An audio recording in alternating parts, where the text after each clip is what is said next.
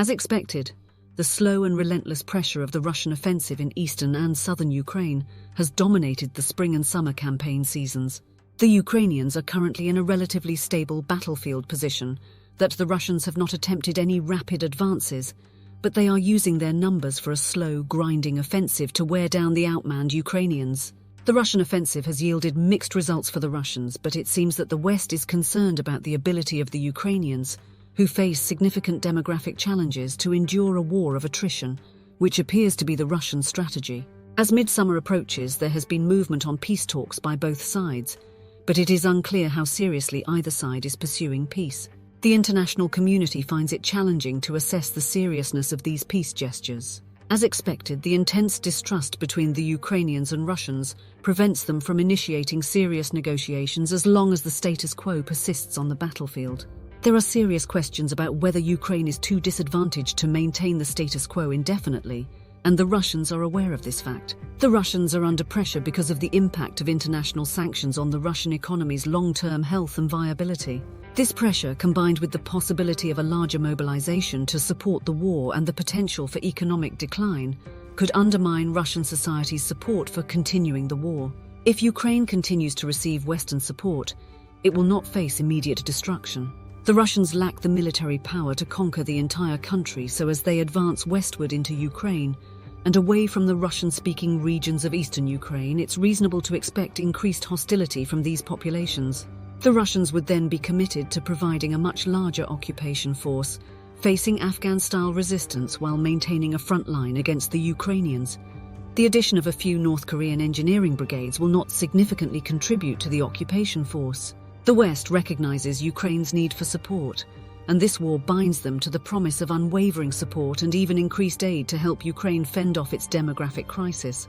The unfortunate part for Ukraine is that the Russians have occupied 25% of the country's territory, and unless Russia undergoes a cataclysmic political shift, there is no real prospect of regaining these territories.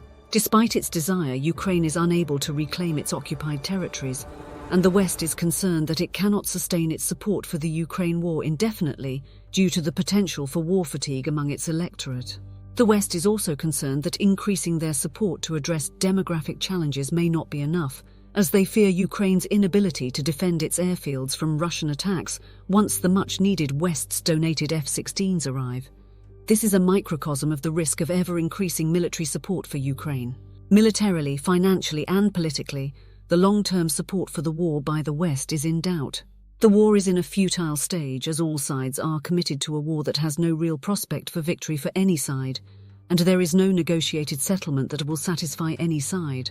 All the parties find themselves ensnared in a war that they can only escalate to alter the status quo, yet nuclear deterrence restricts the extent of escalation before the risk becomes too severe to persist. The reality is that in a negotiated settlement, no side gets what they want, which is the only sane way out.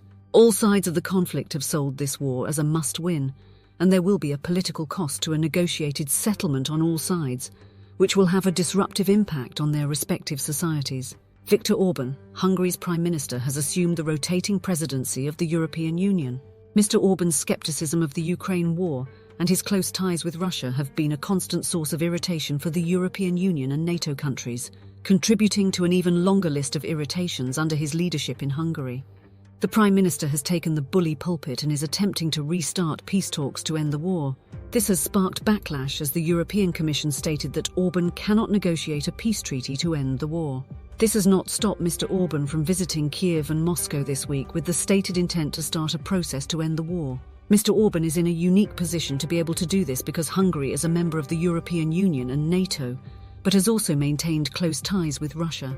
Although the Ukrainians and EU leadership may not trust Orban, his ties to Russia and his position in the EU leadership present the best opportunity to initiate talks. Ukraine will listen as it is interested in becoming a member of the EU. Ukraine's future hinges on EU membership, given the expectation that Ukraine will neither seek Russian financial support nor will Russia provide such support. President Zelensky cannot simply ignore the EU president. President Zelensky has also reached political conclusions following the lackluster outcomes of his efforts at the Swiss peace conference last month. Late last week, the president of Ukraine declared that his administration was crafting a peace plan that garners global support. a feat that the Swiss peace plan failed to achieve, as most countries could only agree on a diluted closing communiqué. At the EU Council summit, President Zelensky stated that preparing the agreement quickly was a priority, because the cost of the war casualties was concerning. Orban met with Zelensky in Kyiv and asked the Ukrainian president to consider a ceasefire for the war, so that peace negotiations could start. Ukraine publicly rejected the idea as expected, and Orban acknowledged that he listened to and embraced many of the Ukrainian counter-arguments.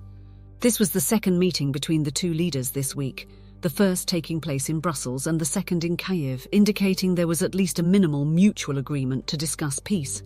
While Mr. Orban acknowledged that achieving a final peace will require significant time, he advocated for the implementation of a ceasefire during the peace negotiations. Subsequently, Mr. Orban embarked on a visit to Moscow, a move that infuriated numerous EU officials. However, Orban recognized that genuine peace necessitates dialogue with all parties involved. Vladimir Putin, the president of Russia, has been discussing peace in a manner completely different from his absurd proposal for Ukraine to essentially surrender before the commencement of the Swiss Peace Conference, to which he received no invitation. Putin stated at the Shanghai Cooperation Organization, SCO, that resuming the suspended Istanbul peace talks of 2022 would be a viable path towards peace, a move Turkish President Tayyip Erdogan has attempted to restart in 2023. Putin's remarks were atypical, given that China and Russia established the SCO in 2001, and he was endorsing the Istanbul blueprint rather than the Chinese six-point peace plan. However, Putin wasn't advocating for surrender as a path to peace. When Mr. Orban arrived in Moscow to meet with the Russian president, the Russian Foreign Ministry stated that the demands for Ukraine to lay down its arms and leave the Donbas were still official Russian policy. The Russian position changed as the two leaders met and stated that any negotiations would have to include Ukraine, which was one of the international criticisms of the Swiss Peace Conference. The more significant statement was that Putin was willing to discuss the nuances of the various peace proposals in order to end the war. This is not a significant statement from Russia, just as Ukraine's statement was not significant either.